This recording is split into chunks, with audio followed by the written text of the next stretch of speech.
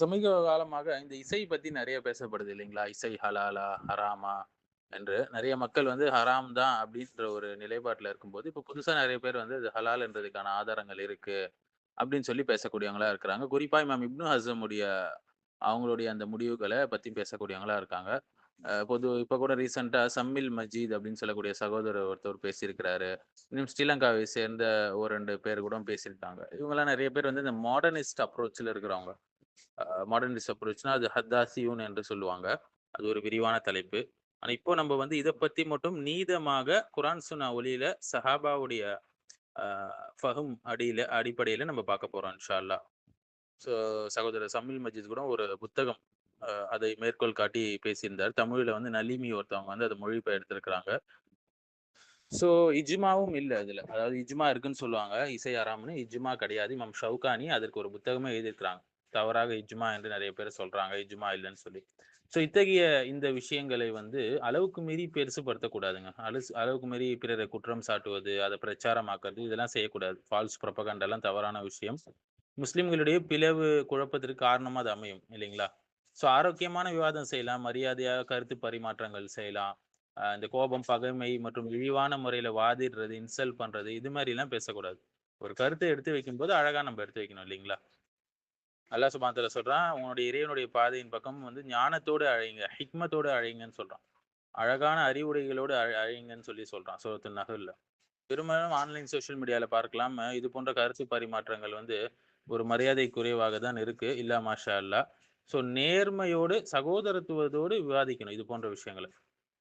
ஒரு செயல் வந்து குரான், சுன்னா அல்லது இஜ்மா அடிப்படையில இருந்தா தான் அது வந்து செயல் வந்து மார்க்கத்தில ஏற்றுக்கொள்ளப்பட்ட ஒரு செயலாக இருக்கும்.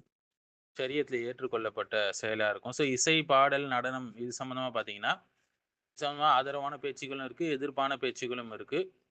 2 வகையா மக்கள் இருக்கிறாங்க இந்த விஷயத்துல. முதலாவது ஃபிக்ஹ் சார்ந்த ஆதாரங்களை எப்படி ஆராயணும்?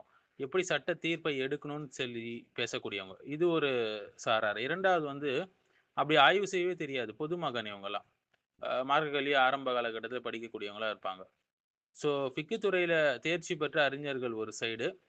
இவங்க பெரும்பாலும் ஆய்வு செய்து தான் பேசுவாங்க. ஆனா ஒரு பொதுமகன், ஒரு தகுதி இல்லாதவர் பேசும்போது, அவர் வந்து ஒரு அறிஞருடைய ஃபத்வாவை பின்பற்றலாம். அல்லது வந்து இன்டர்நெட் மூலியமா அதை அறிந்து கொண்டு பேசலாம். இது சம்மந்தமா ஒரு நூலை படிச்சுட்டு கூட அவர் பேசியிருக்கலாம். 2 தரப்பு ஆதாரங்களையும் அறிந்து கொள்ளாமலும் அவர் பேசியிருக்கலாம் இல்லைங்களா? இது எல்லாத்தையுமே கவனத்தில கொண்டு தான் நம்ம எப்பவுமே பேச வேண்டும். ஏன் இசை பற்றிய விஷயம் வந்து சிக்கலானதுன்னு பார்த்தீங்கன்னா, இசை வந்து தொழுகையிலிருந்து மக்களை திசை திருப்பக்கூடிய முக்கிய கருவி.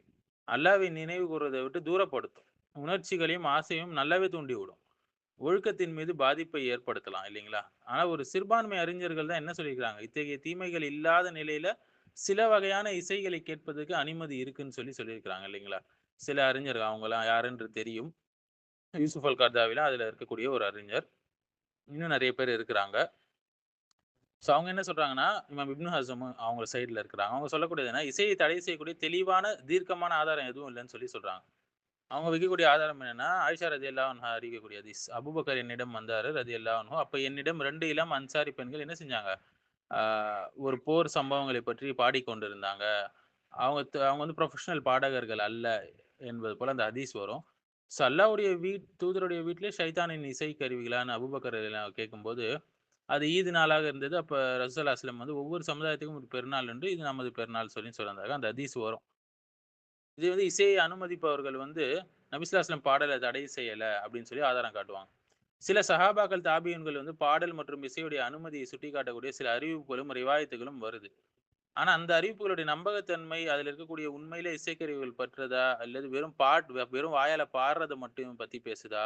இல்ல கவிதை பாடலை பற்றியதா என்பதில நெறைய கேள்விகள் இருக்கு அறிஞர்கள் மத்தியில. பெரும்பாலான அறிஞர்களுடைய நிலைப்பாடு வந்து ஆ ஃபகீஹுகள் வந்து இசைக்கருவிகள் ஹராம் என்று தான் சொல்லியிருக்கிறாங்க. அவங்க பார்வையில் இசை என்பது பயனற்ற ஒரு பொழுதுபோக்கு. மனுஷன திசை திருப்பும், ஒழுக்கக்கேட்டுக்கு வழிவகுக்கும். அதுவும் இன்னைய காலத்துல இருக்கக்கூடிய இசை சொல்லவே வேணாம். எந்த அளவுக்கு மக்கள கொண்டு போகுதுன்னு தெரியும் இல்லைங்களா? நம்பிக்கையாளர்களுக்கு ஏற்ற செயல் கிடையாது அது.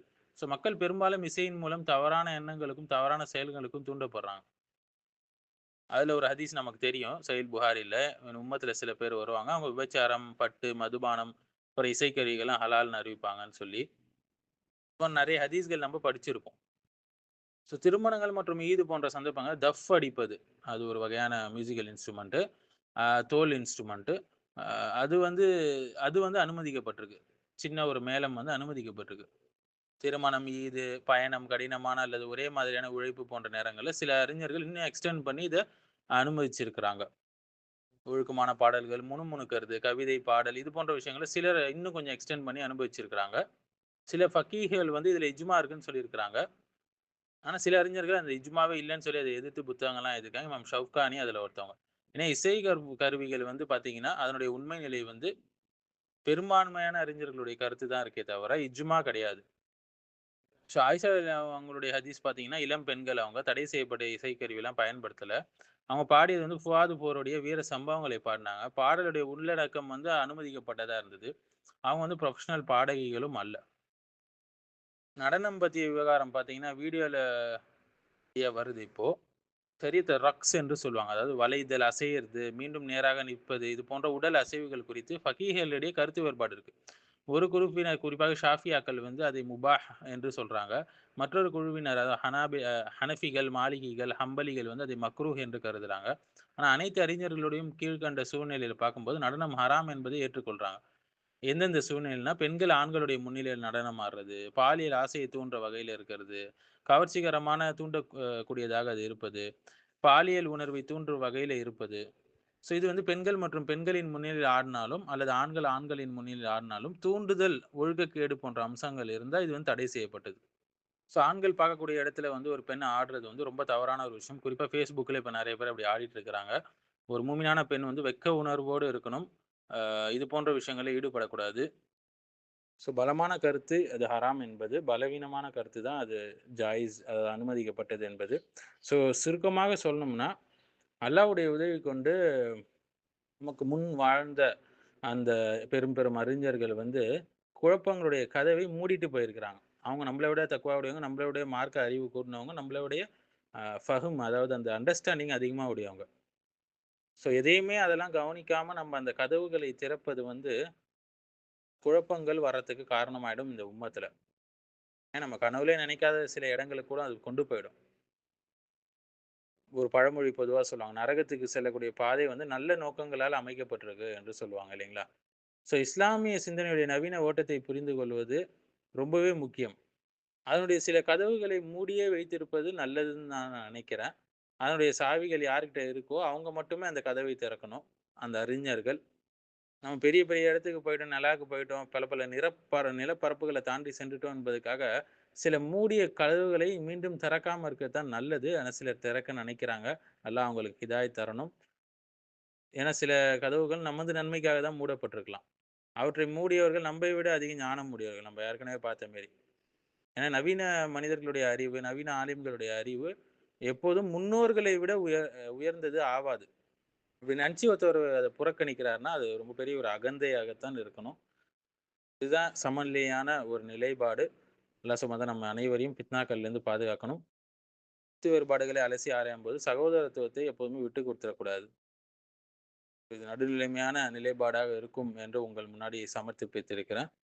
இசைக்கருவிகள் தடை செய்யப்பட்டது என்று சொல்லக்கூடிய முக்கிய அறிஞர்கள் நெறைய பேர் இருக்கிறாங்க. அதுல குறிப்பா இமாம் குர்துபி, இமாம் தபரி, இமாம் சலா, இமாம் இப்னு ரஜப் அல் ஹம்பலி, அப்புறம் இமாம் இப்னுல் கைம், இமாம் இப்னு ஹஜர் இவங்கலாம் குறிப்பிடத்தக்கவங்க.